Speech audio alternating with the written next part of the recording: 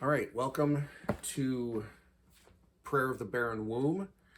We are on part 14 of the Four Rivers of Eden. And we're creeping along because these are very formative chapters. Understanding the patterns and principles found in them is critical to our understanding of the rest of the Bible. Everything that happens downstream is some type of iteration of what we see going on in these opening chapters. I also want us to be mindful of Isaiah 46, 9 and 10, that God has declared the end out from the Genesis, the beginning. The word that he uses there is Bereshit, which is Genesis. God has declared the end from Genesis. Genesis is the prophetic template for humanity. And we're going to walk in these patterns again and again and again. So, last in part 13, we discovered this peculiar shape of Yibam, which involves parent or parents, three sons, and jeopardy. Also mentions a grandson. So this shape, I want us to be mindful of, and we're gonna push forward now. We're gonna go past that. We're gonna encounter this again, but right now we are in Genesis chapter 6, which, in my opinion, is one of the strangest books of the Bible, chapters of the Bible, and very controversial.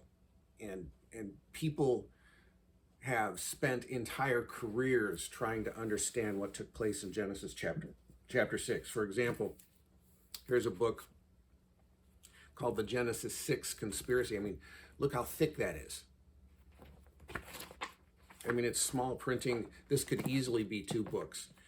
But people spend a lot of exhaustive effort in trying to uncover what took place in Genesis 6. And if there's anybody out there who's unfamiliar with it, I'm just going to read the opening verses right now because they are very strange. Now it came to pass, when men began to multiply on the face of the earth, and daughters were born to them, that the sons of God saw that the daughters of men, the daughters of men, the daughters of Adam, were beautiful, and they took wives for themselves of all whom they chose. And then it seems as if something displeases the Lord about this. And the Lord said, my spirit shall not strive with man forever, for indeed he is flesh, yet his days shall be 120 years. Then kind of randomly we mentioned that there were giants on the earth in those days, and also afterward, when the sons of God came in to the daughters of men and bore children to them. These were mighty men who were of old, men of renown. Okay, so that's Genesis chapter 6, verses 1 through 4. And then we go on from there to God deciding that the wickedness of man is very great in the earth, and that the intent and thoughts of the heart was only evil continually. And then God's sorrow that he had created man upon the earth, and his decision to start over.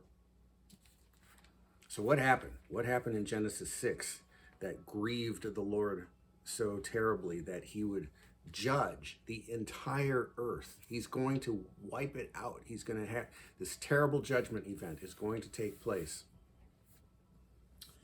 And this is what has captured the imagination and the minds and the thought of scholars throughout church history.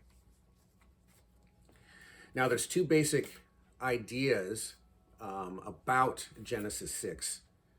They are the Sethite theory and the angelic incursion theory. The Sethite theory, in a nutshell, and I don't want to, like I said, this is a huge topic, and I don't want to get bogged down here. This is not the intent of this, of my channel, is to become a Gen 6er. But I do want to bring your attention to it and how controversial and how theories about this can be divisive, and can actually alter your trajectory on your spiritual understanding. So I'm just gonna touch briefly on it. I'm gonna tell you where I land. The Sethite theory is the idea that what was happening here in Genesis 6 is that the sons of God refer to the righteous bloodline that we just encountered in Genesis chapter 5. That the righteous bloodline of Seth intermingled with the wicked bloodline of Cain, and this mixture is what displeased the Lord. And his judgment came upon the earth as a result of the mixture of the righteous with the wicked. And that when the Bible speaks of these Nephilim, these mighty men who were of old, these giants, it speaks in terms of the greatness of the man. Like, for instance, Psalm 2 speaks of the kings of the earth, that these great men, these mighty men, were taking matters into their own hand and driving society in a direction away from God. That's the perspective of the Sethite, that this great wickedness came upon the earth as a result of this mixture. The angelic incursion is the other theory about Genesis 6, that there was an actual angelic invasion into humanity, and that there was some type of hanky-panky going on, whatever that was, between the angelic, the celestial realm, and the material realm. Now, I'll just start off right from here, letting you know that I'm an angelic incursion guy.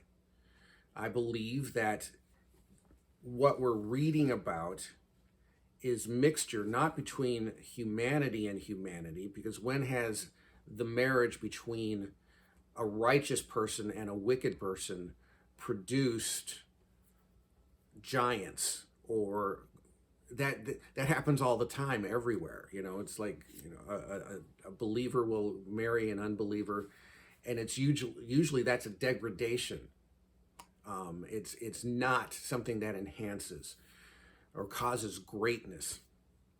There's relationships between righteous and righteous. There's relationships between the wicked and the wicked, and there's relationships that occur between the righteous and the wicked.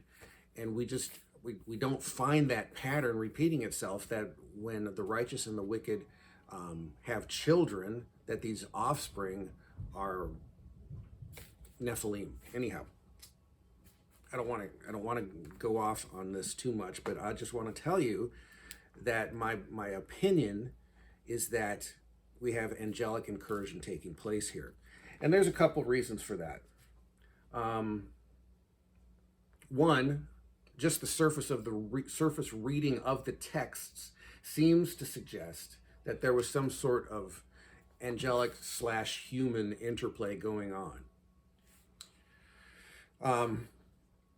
The sons of God, this is the phrase that starts causing question marks. The sons of God saw the daughters of men. It seems like we have two different categories of being mentioned here. And the sons of God is a phrase that is used in the Hebrew texts, the Tanakh, which stands for Torah, Netavim, and Ketuvim, the writings and the prophets. The phrase, the sons of God, seems to apply to that which was directly made by the hand of God, the voice of God, declaring life. And we have two realms of God, the family of God, in other words, the family of God is larger than just humanity. There's a celestial family of God that are referred to in the Bible as sons of God. There is a terrestrial family of God, humanity, that is also referred to as sons of God. So when the sons of God saw that the daughters of men were beautiful and took wives unto themselves, anyone that they chose, just the base reading of the text suggests that the celestial sons of God took wives from the terrestrial daughters of men and engaged in some type of genetic exchange. And that's weird. That I totally recognize the weirdness. Can angels copulate? Do they have seed in themselves that they can release? I'll address that. But that is one of the weirdness that causes the Sethite theory to emerge, because we find in the Bible that in that day, Yeshua says that there will be neither marrying nor given in marriage, that we will be like angels, angels of God. And it seems to indicate that the angels do not marry nor are they given in marriage. So that would be contrary to the angelic incursion theory on one level. However, my exception to that would be the idea that we're talking about the elect angels. It doesn't speak to whether they have the potential to engage in some type of celestial terrestrial interplay. It's that they choose not to. They have the free will. It doesn't speak to whether they have the capacity to do that or not. So my exception, my challenge to those who would hold the Sethite view and use that verse to support their theory, their understanding, is that Yeshua was talking about the elect, the angels that did not fall. But here we're talking about angels that did. And so once the adversary fell, he was in a sinful and fallen state. There's nothing that would prevent him from doing something like this with the cooperation of the free will of men. Okay, so just the surface reading of the text would seem to suggest, just on a basic level, that there is some type of interplay going on between the celestial and the terrestrial. Now, this is not the first time this has happened, interplay between the celestial and the terrestrial. The angels, who are the firstborn realm of God, they precede humanity. They were created at some point in time before humanity. They are the elders. They are the firstborn realm of God. They would have been Job clearly tells us that all the sons of God were witnessing the creative power of God going into the material universe, and they all together were singing praises and worshiping God as they witnessed the material universe being spoken into existence. So there we have a support for the idea that the sons of God are in fact the angelic realm. But they would have witnessed something in the creative moment when God breathed into the nostrils of Adam the breath of life, and Adam became a living being. This would be the first time that we would have seen mixture between the celestial and the terrestrial. And that would be permitted, that would be permissible, because God is the one who did it. He's the author of it. But it would have perhaps caused a question mark in the exhalation of Yahovah into the flesh of Adam. They saw this merging, and Adam had dual citizenship. He had a citizenship in heaven, he had a citizenship in earth. They would have seen this dual citizenship, and it's not beyond the realm of possibility that having fallen away from God, I'm speaking of the angelic realm, or some portion of the angelic realm, having fallen away from God, would have wanted to duplicate this trick. It's pretty nifty. I wonder if we can image ourselves in humanity as well. I wonder if we can impregnate into humanity image and likeness of spirit once again, if we can make creatures in our image and in our likeness. So the pattern was already in place for the angelic realm to attempt this. We're fond of saying that the adversary, Hasatan, the serpent, the Nakash, can't create anything. He can only lie and deceive. He can only take existing raw material and counterfeit. So would there have been an attempt at counterfeiting image and likeness in the material realm, something that they had already witnessed God do? So it's not beyond imagination for me to conceive of the fallen angelic realm of wanting to counterfeit something that they had seen the Almighty do. So that starts to fit into place with the plain text reading that there was something going on between the celestial and the terrestrial in a fallen way, but it's not the first time that they had seen this happen. Furthermore, I wonder about angelic eyesight. And what I mean by this is angelic beings are in a realm of power and glory and magnificent beyond. I mean, every time we see an encounter between an angel and a human, the human drops to the ground, falls on his face as a dead person, can't handle, cannot bear in our material bodies the glory that angels have. And we're just talking about angels, the celestial realm. We're not talking about God himself. We're talking about angelic messengers. Every time we see this happening, humanity falls at their feet as a dead person. So, in considering angelic eyesight, it's not beyond my imagination to conceive of an angelic being that does not need an electron microscope to look into the nanotech that God created within every cell of our body. It's not beyond my imagination to conceive of an angelic being with eyesight so powerful that they can go right into the atomic level and see what's happening at an atomic level. To see the math and the precision and the elements working together and the powers, the four fundamental powers of, strong and weak nuclear force, electromagnetism, and gravity, to be able to perceive on an atomic level what's happening in those four laws of nature.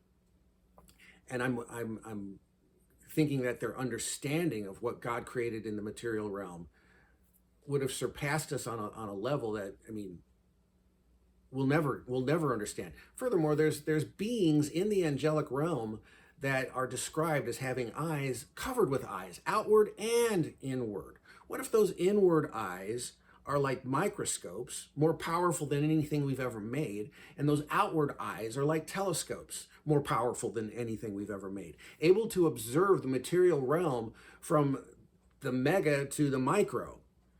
So it's not beyond my imagination to perceive of angelic beings having an understanding of what God created to a degree that we haven't even understood yet as an entire race of beings. So that leads me to my next conclusion, my next thought, my next rung in logical thought or chain of thought, whatever you want to call it. That the curse that God placed upon the serpent was that the seed of the woman would destroy him. This seed of the woman is a curse that's directed at the adversary. It's not a promise given to the woman. So this curse would have been resonating within the adversary, the seed of the woman. The seed of the woman is going to destroy me. The seed of the woman is going to destroy me. If I don't do something about the seed of the woman, I'm toast. So this thinking would have directed the adversary towards destroying the seed of the woman, taking countermeasures, putting countermeasures in place to destroy the seed of the woman before it destroys him. So the next step in my thinking is that the adversary himself is going after the seed of the woman. That's where the threat to his throne is. It's in the woman. So imagine a rebellious being of magnificent power and intelligence, being threatened by being threatened by the women and going after them and attempting to corrupt the seed of the woman before the seed of the woman can take root and destroy him. This is would just be the chain of events that would take place as a result of what we see happening in Genesis chapter 3.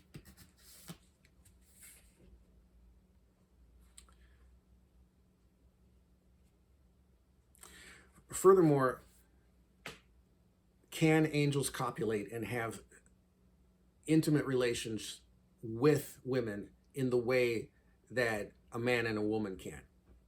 I don't know if that's necessarily what we need to read when we read Genesis 6, 1 through 4. Are we looking at angelic copulation with females? I don't think we need that. I think we can have a technological interpretation rather than a sexual interpretation. If we read taking wives, typically the language that we've found so far in male-female intimacy is the language of knowing. Now, Adam knew his wife and she conceived. Cain knew his wife and she conceived. Adam knew Eve, she conceived and brought forth Seth. So there's specific language that we've encountered so far in Genesis 1 through 5 that we don't see in Genesis 6. Is there something different going on? Could this be more in line with something along the lines of harvesting the seeds, the eggs, the ovum of a female and using covenant to do it, the covenant of marriage, getting permission from the females to harvest eggs and then to genetically manipulate those eggs to bring forth corruption, to bring forth enemies of God, to bring forth image and likeness, not in the image of God, but now in the image of the fallen realm. So I see the possibilities are there fully to explain this weird chapter in the Bible, Genesis 6. This, what I've just shared with you, I would place this under the realm of theory. You know, this is where I land. This is where I land. I totally believe in angelic incursion. And there's a couple of reasons that I find for support for this. One, does the scripture support the idea of something going on? Well, we read in Jude. Let me just go find Jude for you real quick. Oops.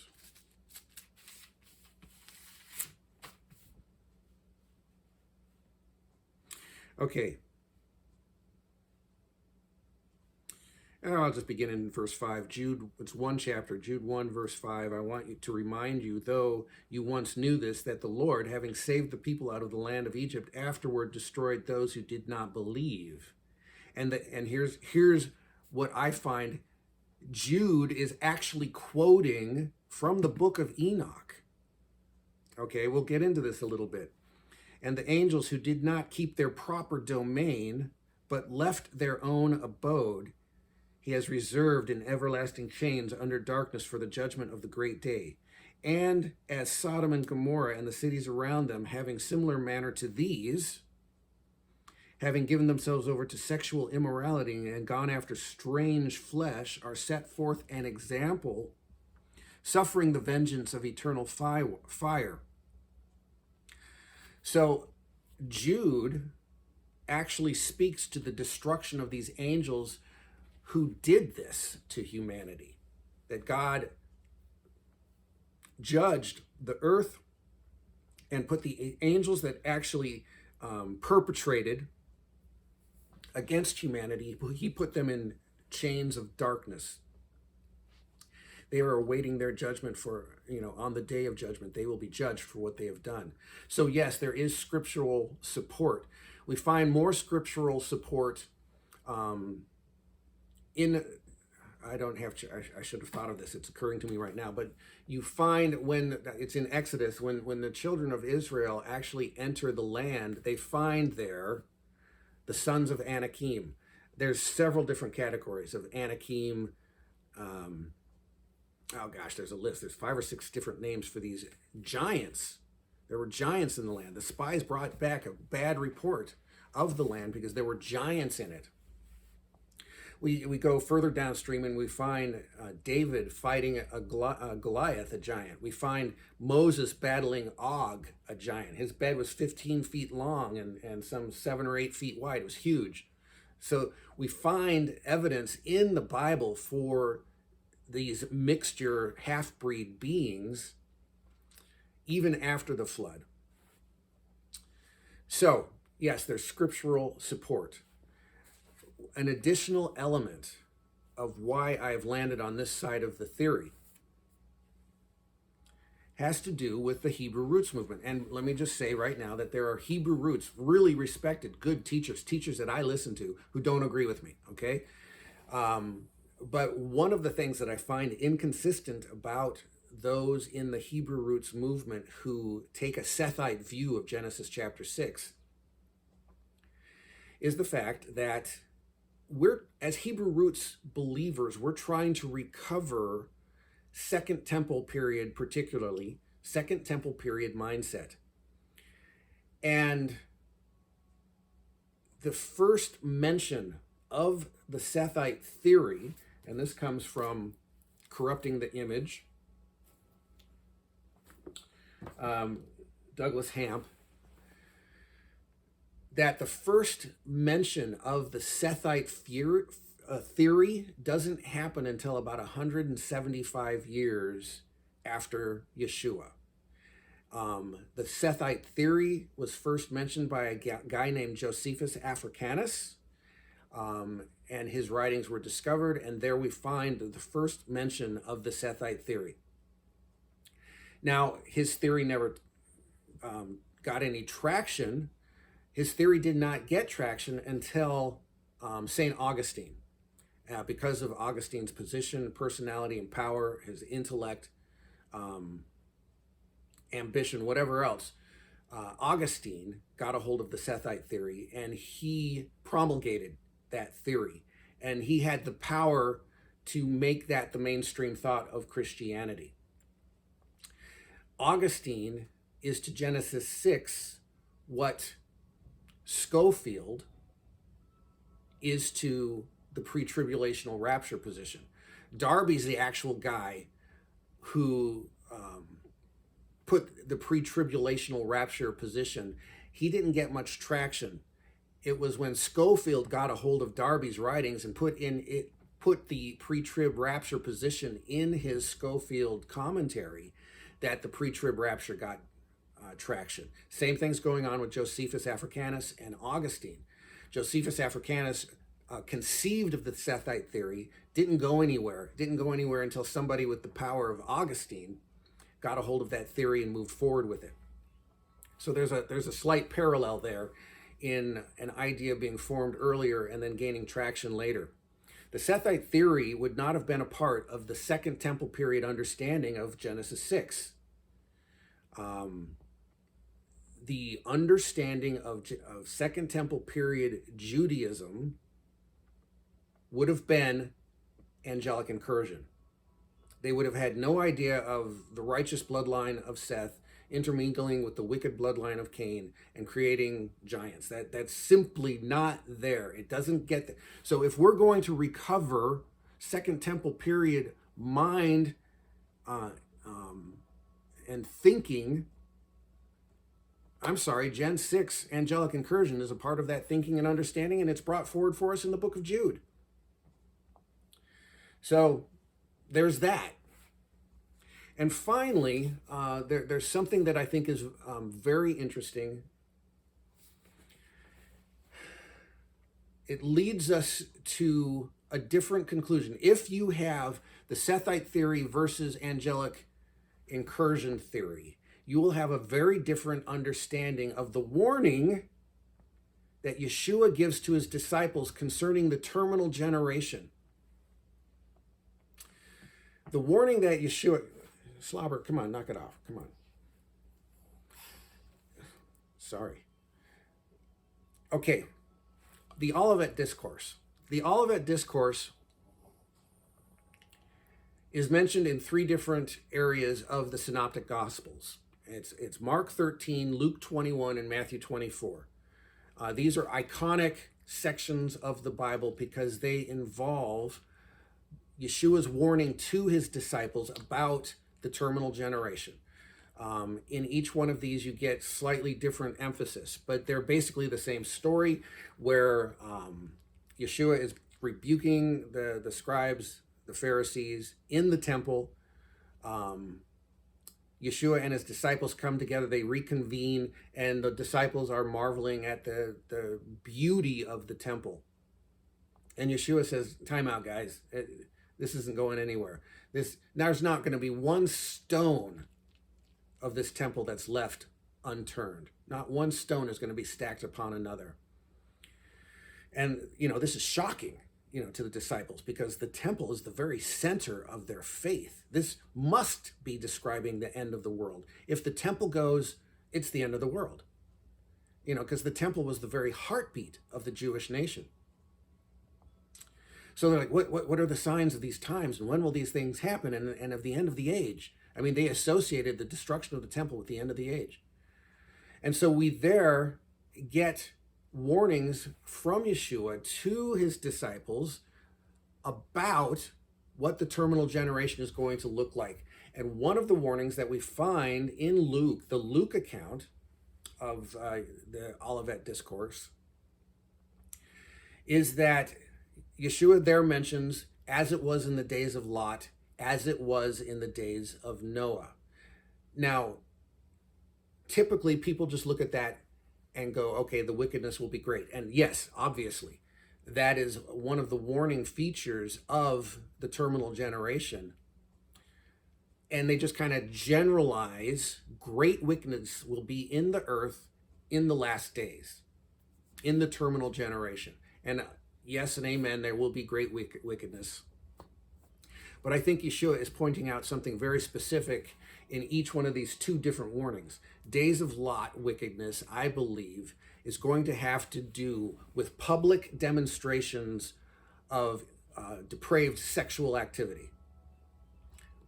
Well, gee, is that going on? Yeah, like never before. We're seeing public demonstrations of sexual depravity going on, taking place in public outside for everybody to see. So I think the days of Lot refers to sexual perversion, that this is going to be public, specifically public sexual perversion is going to be going on in the terminal generation. So that's a very specific warning, something that we can look at, that we can see on the rise in our time. This is a very specific warning that God is saying, watch out for these things, because these are signs that the end is near.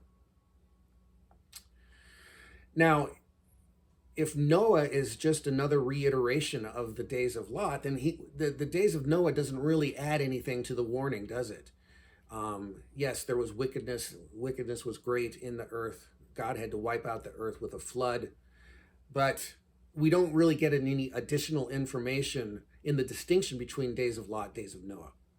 Now, this is where I think the angelic incursion idea separates from the Sethite theory in terms of our understanding of the warning that Yeshua gives to his disciples about the terminal generation.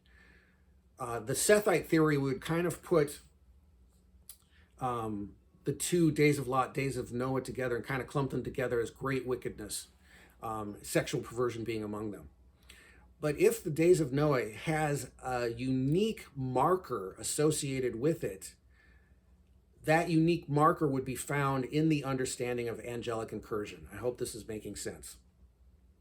And then I'm going, I promised last time in session 13, we'd get to this. No, we're not getting to it. We're still in Gen 6.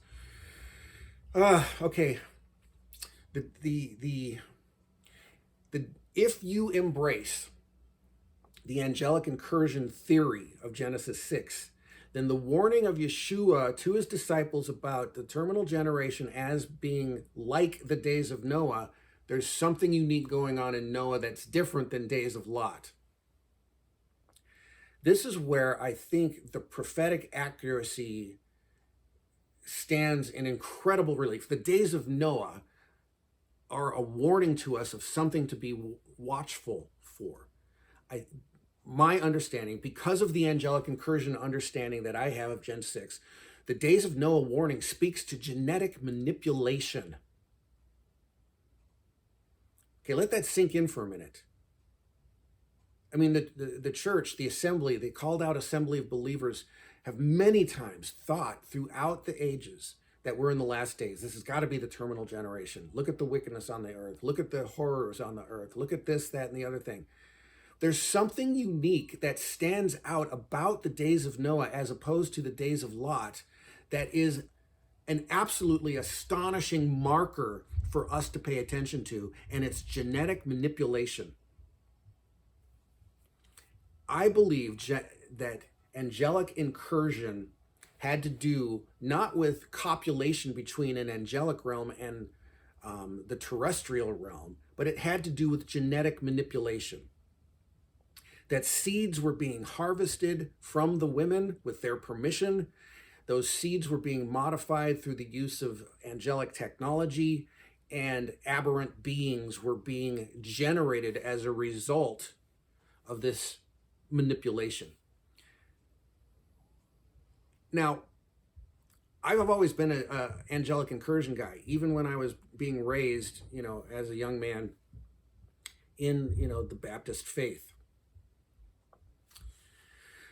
The angelic incursion guys have always been around, but this was before genetic manipulation was even a thing. I'm 60 years old now. Now, genetic manipulation is taking place at a rate that's unimaginable. What's that? There's a technology that's available. It is very cheap now. I guess if you were pretty well off, it's escaping my name. But there's genetic genetic tools you can use now, and you can create hybrids.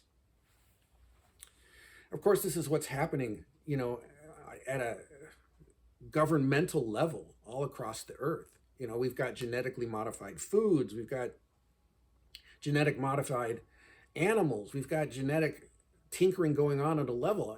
I think that, medicine has become genetically modified. So this is an absolutely exclusive marker to Days of Noah if you understand, or if you subscribe, I should say, to the angelic incursion narrative of Gen 6, then Yeshua's warning to the terminal generation and his disciples that would be alive at that time has Days of Lot warning, public displays of sexual perversity, public, outside, in the city square, marches, celebrations taking place. But in addition to that, the Days of Noah distinction is absolutely unique to us. Never been a time like this before. Well, actually, there has been a time pre-flood. There's been genetic manipulation going on. And here we are again. Days of Lot and genetic manipulation going on. The genome, the human and animal genome, plant life genome is being corrupted and destroyed. It's being tinkered with. It's being changed. All this I believe to be forbidden tech that comes to humanity via the fallen angelic realm. A lot more to say on that, and I could totally get bogged down here, but this video is already going long. So I think I'm going to stop promising about what will happen next, but we will eventually get to the four rivers, and we'll take this to the conclusion. I have no idea how long it'll take, how many sessions it'll be, but thank you for your time, and I hope to see you in section 15 of the Rivers of Eden, and I'll see you then. Thanks. Bye.